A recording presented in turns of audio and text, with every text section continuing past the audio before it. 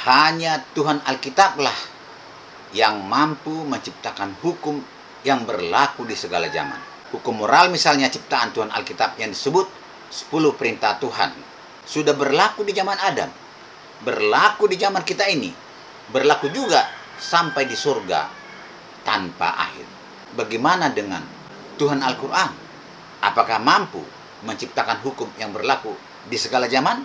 Mari kita dengar diskusi Kumaila di bawah ini. Bagi orang Islam, apa yang tertulis dalam Quran itu kita pakai sampai sekarang abad 21. Itu dibaca kan? Iya. Nah, kalau begitu ya, perangilah orang kafir. Itu pertama-tama. Apakah itu artinya memang kami umat Islam, orang Islam kita itu harus memerangi orang-orang non-muslim? Aku menentang konsep Al-Quran itu adalah kitab pedoman sepanjang masa. Bukan. Iya, karena memang sebenarnya Al-Quran itu nggak bisa jadi pedoman sepanjang masa. Kenapa? Banyak yang sudah kadaluarsa konteksnya. Kan kita udah nggak hidup bersuku-suku di mana kita kalau nggak nyerang kita diserang gitu. Karena Quran bilang carilah atau bila kamu dimanapun bertemu ya, dimana bertemu misalnya bacok gitu. Aneh kalau misalnya, ya karena misalnya terus aku bawa golok gitu, terus aku, kamu kafir, bacok gitu, terus nanti tiba-tiba bacok orang kafir kan konyol. Karena perintahnya begitu ya? Iya, nanti terus masa aku pakai alasan ya, aku kan menaati Al-Quran gitu. Kalau misalnya kita masih pakai narasi Quran, seolah-olah tuh musuh Islam secara konsep tuh ada terus gitu. Makanya orang terbatas dalam observasiku, orang Islam nih kadang punya ilusi kalau mereka tuh punya musuh gitu. Wah ini nih Yahudi, Kristen, ini musuh Islam gitu. Amerika musuh Islam, apa musuh Islam. Jadi masih pakai mentalitas perang. Al-Quran itu nggak bisa jadi pedoman sepanjang masa. Kenapa? Banyak yang sudah kadaluarsa konteksnya. Pantas Juma Nur Alim berdakwah seperti ini. Para ulama, habaib, habib, ustadz, dai, saatnya sekarang ini umat Islam di seluruh penjuru bumi menghalau pendangkalan akidah terhadap generasi umat Islam dengan cara-cara yang dilakukan oleh orang-orang yang punya kepentingan untuk mengkristenkan seluruh makhluk, dan perlu kemudian respon positif dari para ulama, para ustadz, para habib menghalau pergerakan pendangkalan akidah, misionaris, kristenisasi, dan pemahaman yang menyesatkan terhadap Islam dari kalangan orang-orang yang membenci Islam. Para pendiri pesantren, para pemimpin, pembina pondok-pondok pesantren, ada kekuatan yang kemudian sedang berjalan di bawah tanah untuk kemudian bagaimana generasi Islam dijauhkan dari Islamnya. Ini bukti. Mereka sudah puluhan tahun mencanangkan satu kebencian, menanamkan suatu ketidaksenangan terhadap agama Islam di Indonesia ini.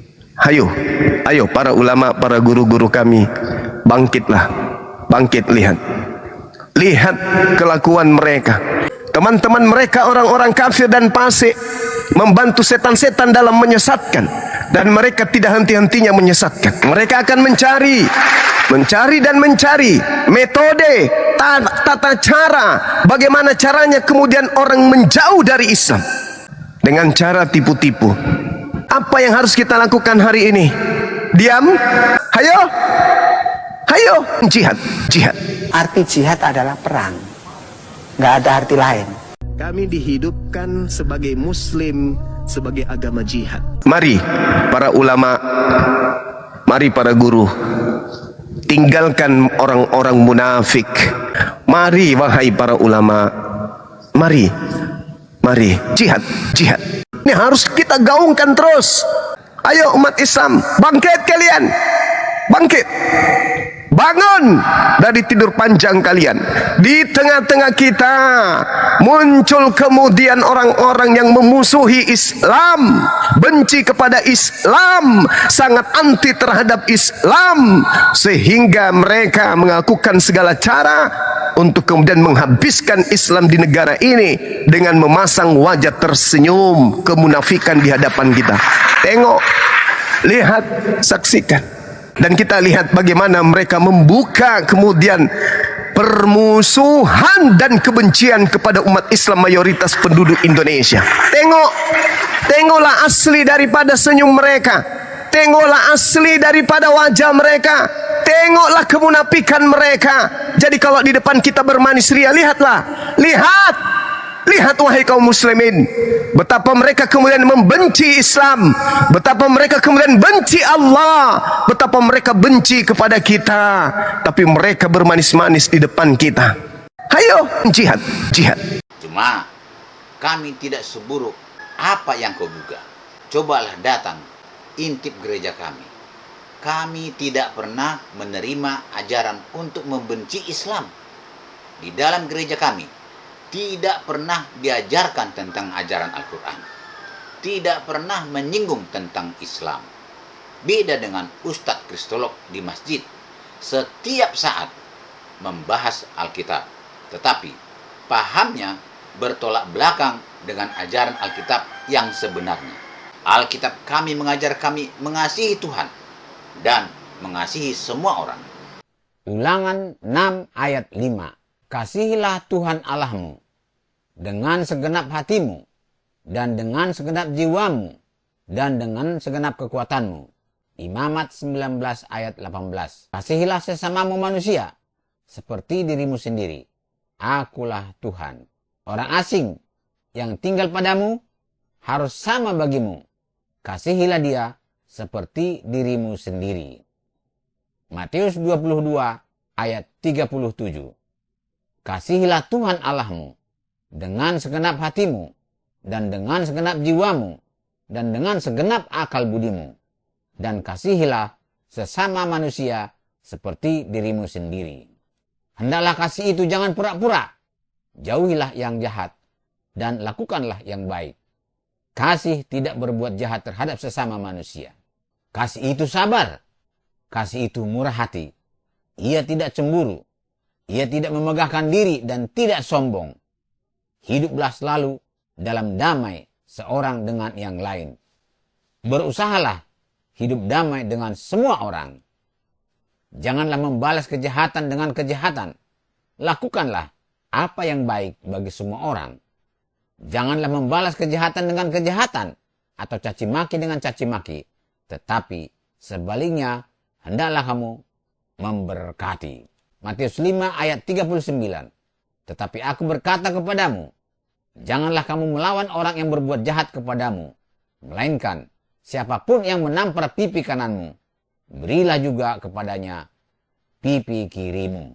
Tapi sayang, di Indonesia ini, ketika kami mempraktekkan kasih kepada semua orang dengan membagikan Indomie, minyak, gula, dan lain-lain kepada orang yang membutuhkannya, timbul masalah. Karena cara pandang umat Islam sangat negatif terhadap tindakan kami ini. Kami dituduh mengkristenisasi Indonesia pakai Indomie. Padahal sesungguhnya kami tulus melaksanakan perintah Tuhan kami, yaitu 10 perintah Tuhan ini. 10 perintah Allah.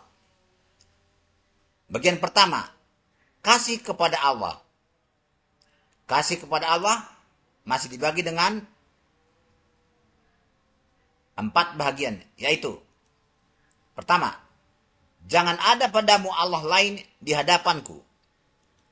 Kedua, jangan membuat bagimu patung yang menyerupai apapun. Jangan sujud menyembah kepadanya atau beribadah kepadanya, sebab akulah Tuhan Allahmu. Ketiga, jangan menyebut nama Tuhan Allahmu dengan sembarangan. Keempat, ingatlah dan kuduskanlah hari Sabat. 6 hari lamanya engkau akan bekerja dan melakukan segala pekerjaanmu, tetapi hari ke-7 adalah hari Sabat Tuhan Allahmu. Maka jangan melakukan sesuatu pekerjaan, sebab 6 hari lamanya Tuhan menjadikan langit dan bumi, laut dan segala isinya, dan ia berhenti pada hari ke-7. Itulah sebabnya Tuhan memberkati hari Sabat dan menguduskannya. Bagian kedua, kasih kepada manusia. Dibagi 6, yaitu pertama, 1. Hormatilah ayahmu dan ibumu. Kedua, jangan membunuh. 3. Jangan berzina. 4. Jangan mencuri. 5. Jangan mengucapkan saksi dusta. 6. Jangan mengingini rumah sesamamu. Jangan mengingini istrinya, atau hambanya laki-laki, atau hambanya perempuan, atau lembunya, atau keledainya, atau apapun yang dipunyai sesamamu. Marilah kita berpikir positif. Berbuat baiklah kepada semua orang. Terima kasih.